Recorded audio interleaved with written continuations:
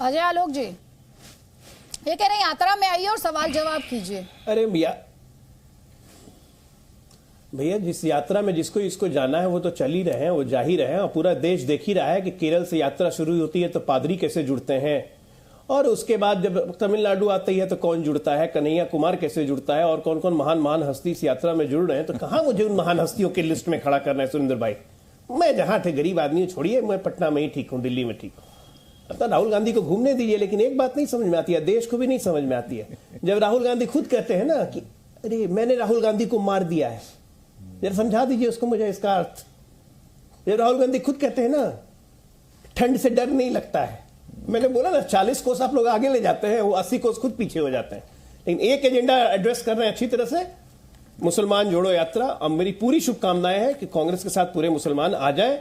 ये आरजेडी, सपा, ओवैसी, ये सब जितने लोग हैं फालतू, टीएमसी, वाईएसआर, इन सब से मुसलमान हट जाए जो आपका एजेंडा है। ठीक है, जवाब दीजिए आपने, क्योंकि आपने एसपी का जिक्र किया, समाजवादी पार्टी का डॉक्टर अजीज खान। नहीं, देखिए अजय आलोक जी अपना एजेंडा चलाने की कोशिश कर रहे हैं लेकिन चल नहीं पाएगा। ये देश को समझाना चाहते हैं, ये रुख को मोड़ना चाहते हैं, लेकिन जनता बहकावे में आने वाली नहीं है। वो जो हिसाब लेना चाह रही है वो हिसाब लेगी, इसमें कोई दो राय नहीं। आज 800 किसान मर गया, शहीद हो गया, बैठा था प्रदर्शन कर रहा था, गारंटी की बात की गई थी कि साहब एमएसपी की हम गारंटी लेंगे, कोई बातचीत नहीं, बात खत्म। पिछले साल यही वक्त था, ठंडी थी, कड़क कड़ाके की ठंडी थी, कहां गया सब वादा, कहां गया, भूल गए क्या? उसकी बात नहीं करेंगे। आज आप देखिए 42 बेरोजगार पर डे आत्महत्या कर रहा है, उसकी बात नहीं करेंगे। 103 दिहाड़ी मजदूर पर डे आत्महत्या कर रहा है, उसकी बात नहीं करेंगे। एजेंडा चलाएंगे। सुनिए ना, शांत रहिए ना, एजेंडा चलाइए, एजेंडा मत चलाइए। आज डीजल की क्या पोजीशन है, 2013 में क्या स्थिति थी, और आज राहुल गांधी की तस्वीरें हैं। ठीक है सर, ये जो राहुल गांधी की तस्वीरें हैं, इन पर आपकी क्या प्रतिक्रिया? तस्वीरें लेके आइए वापस स्क्रीन पर प्लीज। इन तस्वीरों पर आपकी क्या प्रतिक्रिया है? देखिए अदिति जी, ये मुल्क है, ये चमन है, चमन, ये गुलदस्ता है, हर तरीके के लोग रहते हैं। वो उनका व्यक्तिगत मत है, व्यक्तिगत सोच है, उसमें क्या किया जा सकता है? वो अपनी श्रद्धा व्यक्त कर रहे हैं, और अगर कोई शख्स अपनी श्रद्धा व्यक्त करता है तो उसका वो व्यक्तिगत आस्था है, और व्यक्तिगत आस्था पे कोई कमेंट रहते हैं, और लोकतंत्र में आवाज में क्लैरिटी नहीं है सर, आवाज में क्लैरिटी नहीं है। लेकिन डॉक्टर अजीज खान, मैंने आपसे सवाल इसलिए पूछा क्योंकि जब नरेंद्र मोदी की इसी तरह की तस्वीरें आती हैं तो फिर सवाल पूछे जाते हैं। अभी आपने कहा व्यक्तिगत आस्था है, इसलिए मैंने आपसे सवाल पूछा था। जल्दी से एक कमेंट यहाँ पे राजीव रंजन आपका, ये जो राहुल गांधी की तस्वीरें हैं उन्हें जेडीयू कैसे देखती है? देखिए, हर व्यक्ति को अपनी आस्था और अपनी श्रद्धा का प्रदर्शन करने का अधिकार है, और मुझे लगता है राहुल गांधी जी ने अगर मंदिरों में दर्शन किए तो इसको लेकर इतना कोलाहल क्यों है?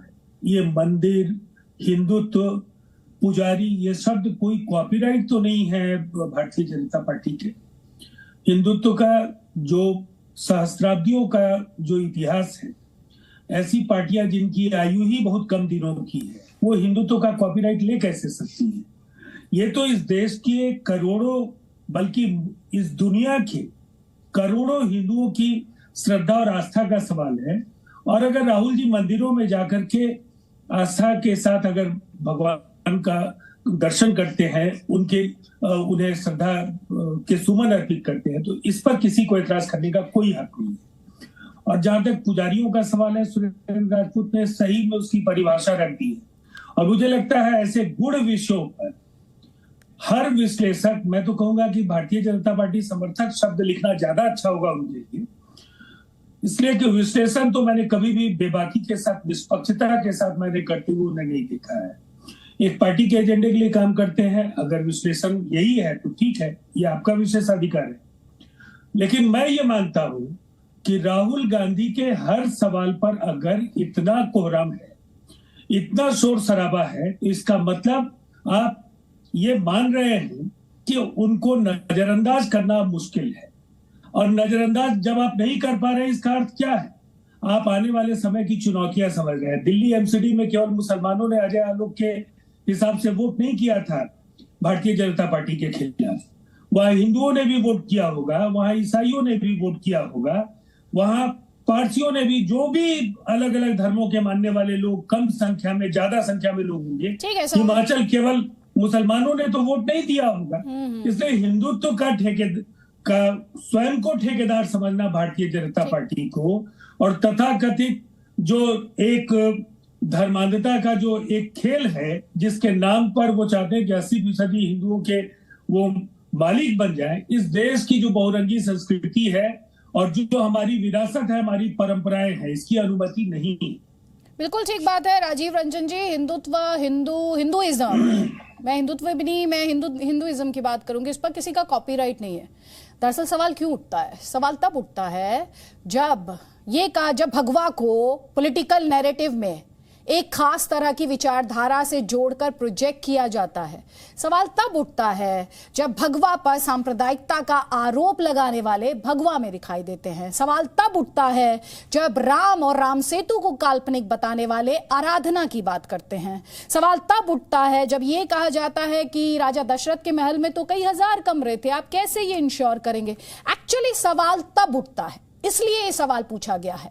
लेकिन क्योंकि ये सवाल है, डॉक्टर सुधांशु त्रिवेदी ये कह रहे हैं आप बहुसंख्यक वोट पर, हिंदू वोट पर अपना कब्जा बरकरार रखना चाहते हैं, और जैसे ही कोई इस पर सवाल उठाता है या कोई और उसी रूप को धारण करके, वेश को धारण करके सामने आता है, आप तिलमिला जाते हैं।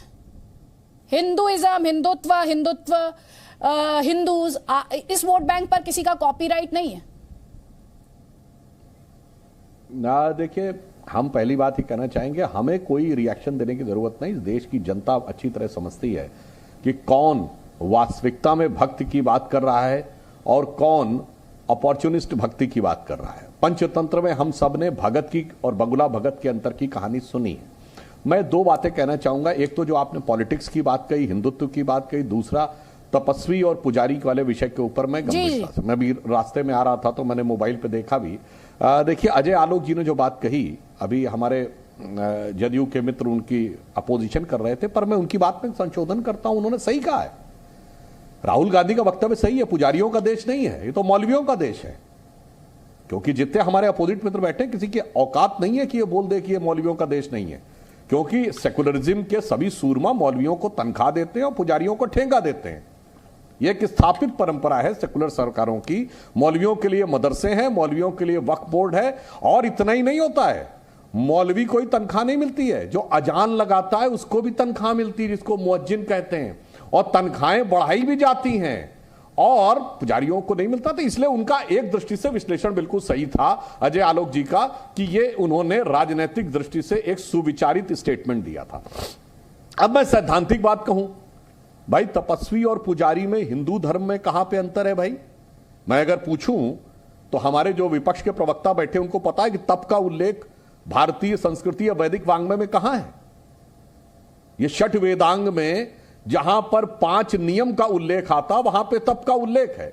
और 5 नियम कौन है? शौच, संतोष, तप, स्वाध्याय और ईश्वर प्राणिधान।